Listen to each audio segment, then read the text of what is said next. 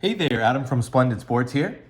Hey, if you're listening to this on a podcast network like Apple or Spotify, head on over to the Splendid Sports YouTube channel. The link to this video on YouTube will be anywhere the podcast is in the notes. So you just click that link, and it'll take you right there. And when you get there, subscribe to the channel. If you're new here, I've been a longtime card collector, and it's been a hobby of mine for a long time. But like another hobby of mine, golf, I don't like to golf alone. And I've realized over the last few years that the sports card hobby is more fun when it's an interactive thing. And I found that, through YouTube and through my podcast now, I'm able to connect with more collectors and people in the sports card industry that I want to talk to and learn from. So after watching this video, I'm going to ask you a question at the end of it that I'd love to get your feedback on. But let me know in the comments or go to splendidsports.com and send me a message off the website form. And I'm looking to connect with as many people as I can. Any Larry Bird collectors out there? Because that's what we're going to look at right now.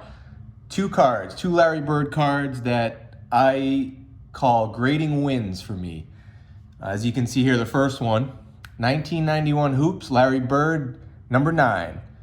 And the reason I'm showing this card for a couple reasons. One is this card I opened from a pack in 1991, about 30 years ago. And from there, it went into a binder, plastic sheet binder, and it was in there for 30 years. And just recently, I took it out of that binder because this, believe it or not, was the last card that I needed to complete the PSA set registry Larry Bird basic set. I had all the other cards in very good grades, but I needed this card. And this card, believe it or not, is a hard card to find right now and recently in PSA 10 form on eBay or any of the other marketplaces. If you try to search for this card in a PSA 10 now on eBay, there's none. There's none for sale. There's 100 of them out there, but maybe like me, there's just a lot of Larry Bird collectors that aren't looking to sell this card. So it's been a hard one to find, but when I went through this old binder, I actually forgot I even had this card.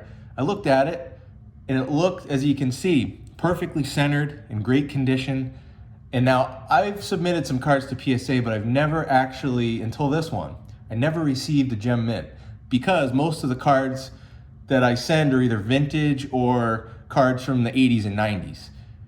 So, as you may know, it's very hard to get a gem mint back for cards that are 30 plus years old. But I did here, and this was a big win for me, like I said. And a card that will be in my collection for a long, long time. I'm not going to sell this card because obviously I needed it for that set. But the point being, PSA 10s are not all created equal. And for me, had I just bought a card like this PSA 10 off of eBay, sure, it would have completed my set. But this one means so much more to me now because of the story behind it for me. Being a 30-year-old card that I opened from a pack, took it out of that binder recently and graded it. Now the next card,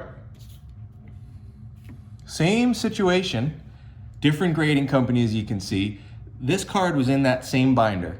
And as I was going through it, I picked out the 91 Hoops one because I needed it for that set registry. But this one, I didn't need it for any registry or anything. I just always loved this card. 1992 Skybox USA, number 102 Larry Bird. This is a great set. And this is a Magic on Bird card.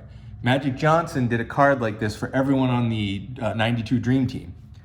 And on the back, he gives a quote about each player. The one he gave about Larry Bird, as you can read it here, it ends with, "Larry's the only player I feared." So I just love this card. I love Larry Bird, obviously, as a collector. But even Magic Johnson, I've grown to really, really appreciate over the years as such a all-time legend. And this card, it's a Larry Bird card, but you get a little Magic Johnson in there too. And funny enough, as I was digging through some things, I found, now I don't know if this is the pack that this card came from, but I did find an opened pack. It's opened. Okay. But I guess I had saved it when I was 11 years old, and I was opening these packs, and I saved one that's in good condition. And look at that team. The greatest team ever assembled.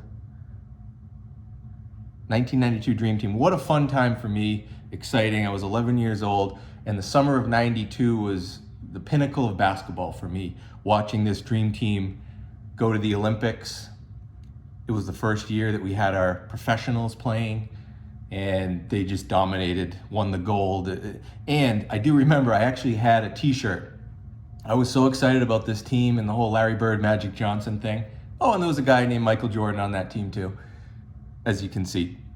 But I was so excited about this whole thing that I actually had a t-shirt, and it had a picture of Larry Bird on it and Magic Johnson, and it said, "Together at last," because they had just competed so hard against each other on different teams for so many years, and then they finally got to really end their careers on the same team.